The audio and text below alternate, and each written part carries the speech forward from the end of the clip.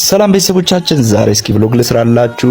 ዛሬ ብሎግ እንሰራላችሁ እንግዲህ በእኛ ሀገር የምርት አከባበር ምርት ከተመረተ በኋላ ወይም እህል ከተወቃ በኋላ በተለይ ጤፍ ከተወቃ በኋላ እንዴት ነው የሚከበረውን እሱን ነው የምነግራችሁ ማለት ነው። እንደምታዩት እንግዲህ ሶስት ሰዎች እየዞሩ እያከበሩ ይገኛሉ። እንግዲህ ከወቂታዎቹ መካከል ወይም ባለቤቱ ካለ ትልቁ ሰውዬ በዚህ መልኩ ላዳውን ይዞ እየዞረ ምርቱን ያከብራል ማለት ነው።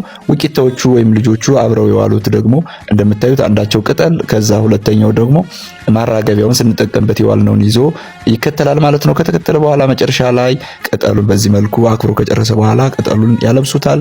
እንግዲህ የዓመት ልብስን ስጠን፣ የዓመት ጉርሳችን ስጠን፣ ይሄው ልብስህ ጉርሳችን ስጠን እያለን እንግዲህ ያው ያነጋገሩን አላቅበትም እንጂ በዚህ መልኩ እንትን ይባላል ማለት ነው፣ ይከበራል። መጨረሻ ላይ እንግዲህ ላዳው መሃል ላይ ከተሰካ በኋላ ጤፍ 3 ጊዜ ቅንጭላቱ ላይ ላዳው ላይ ይደረጋል።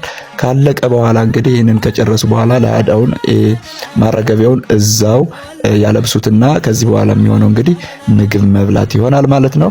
ከዚህ በኋላ ቁጭ ብሎ መጠጣት ነው እስኪሰፍር ድረስ ማለት ነው። ባህላችን ይሄን ይመስላል። እንዴት አያችሁት? እናንተ አካባቢስ እንዴት ነው? ኮሜንት አስተያየታችሁን አድርጉልኝ።